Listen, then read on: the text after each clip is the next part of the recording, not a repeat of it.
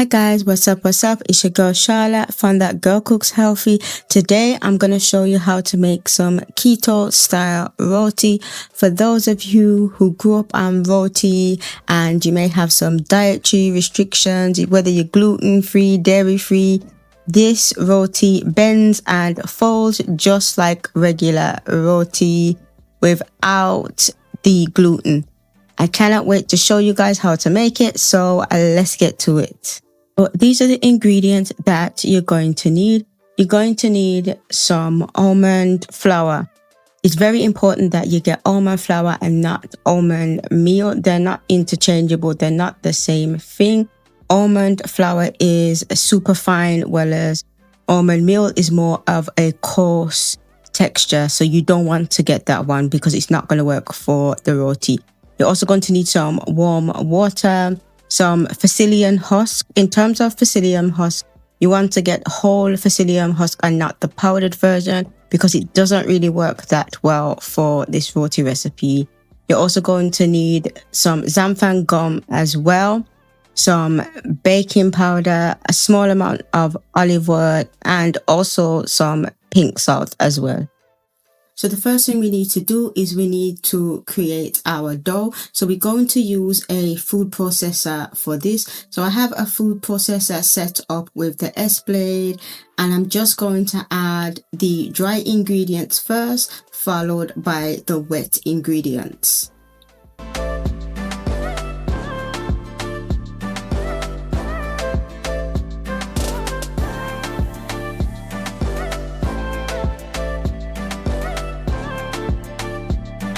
So now I'm going to put the lid on my food processor and I'm going to put it on the high setting for about a minute until all of the ingredients come together, and it's going to look like a dough ball once it has finished in the food processor.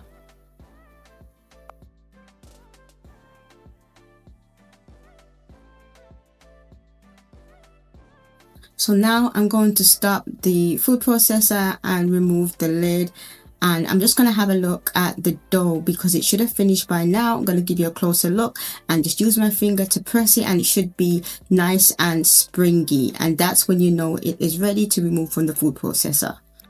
So as you can see, I have the dough ball on some parchment paper and I'm just going to form it into a better shape. It doesn't really matter if it's not perfect. You just want to make sure that there's not too many cracks or unevenness. So what I do after I've done that, I'm going to place it on the parchment paper. And I'm going to use a pizza cutter. You can use a pizza cutter or a knife for this. And I'm just going to cut it into 4 equal parts. Once I cut it into 4 equal parts, and I'm just going to roll them into 4 smaller balls.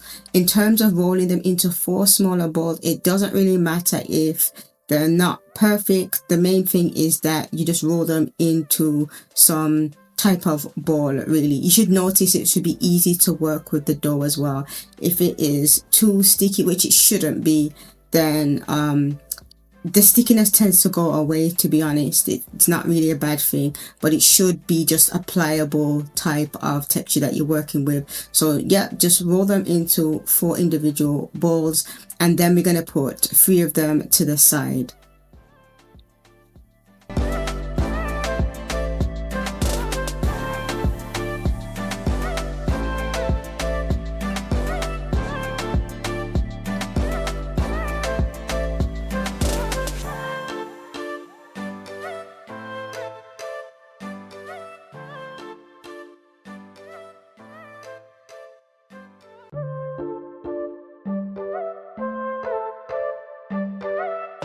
So now I'm going to show you how to roll out that dough ball. So you can see that I've placed another piece of parchment paper over the dough ball, so it's sandwiched between a parchment paper. Then I'm going to get the rolling pin and just roll it. The reason why I sandwich it between parchment paper is it can be a little bit sticky to work with. You'll also notice when you're rolling it out as well that it's not really gonna roll into a perfect circle. That's perfectly fine. The main thing is that you want to get it as thin as possible without actually tearing the dough. So you want it to be about maybe 1/4 of an inch in thickness, or just as thin as you can manage it, really. So just keep rolling until you get it as thin as possible. Then I'm going to remove the parchment paper and show you what it looks like.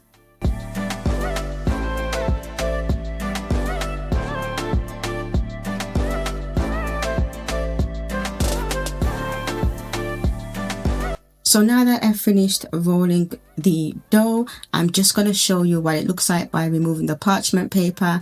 And now it's time to shape our roti into a circle. So I'm using a very small frying pan lid, or should I say a saucepan lid. And then I'm just going to cut around it using my pizza cutter. This is an easy way to do it. You can use a knife if you want to, but I find the pizza cutter is a lot easier. This is the reason why I was saying it doesn't really matter if you don't roll the dough out into a complete circle, because we're going to be using the aid of the saucepan. The saucepan lid is going to help us with this, and this is the best way to shape it. It makes it really easier, particularly when you're working with dough that is gluten-free and it's not as easy to manage. Then we're just going to put any excess to the sides, because we can make another dough ball with the excess. So don't throw it away, just keep it to the side. And I'm just going to show you another one that I do on camera as well, and show you the rest of them once they are done.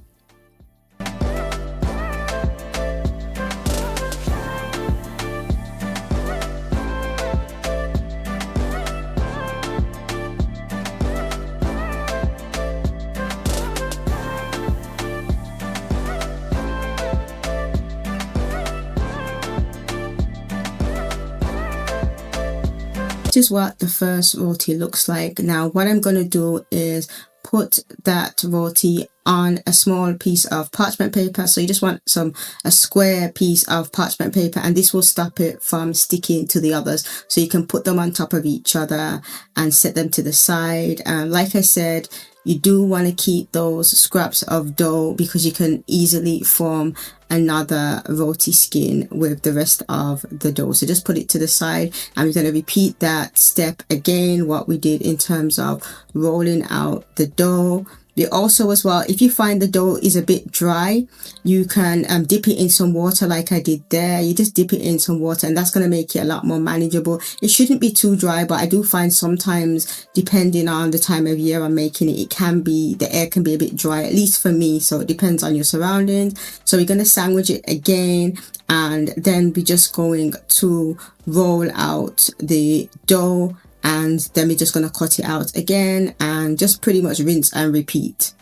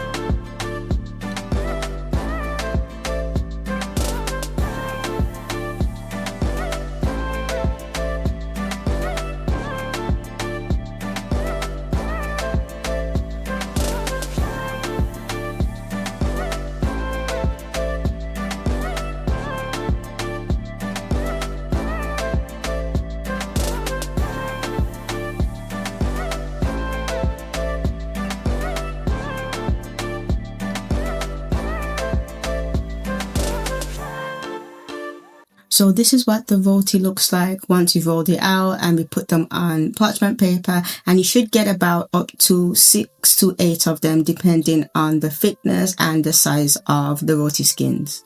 So now it's time to cook the roti. So I'm just going to spritz a tawa that I have on medium heat with some olive oil.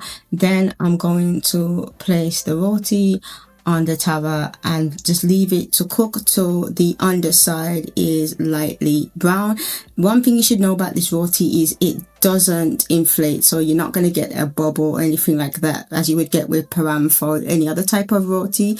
So once it is brown, as you can see there, it's brown, and then I'm going to flip it over with a spatula and just made it lightly brown on the other side as well. So I actually flipped it over again to get some more brown spots. As you can see that I'm pointing to them just to get it a bit more browner. So once I've cooked that roti, I'm going to remove it from the tawa, put it on some parchment paper and just lightly coat it with some vegan butter. This is optional, but something that I do recommend. And I'm going to do the same process again with the rest of the roti.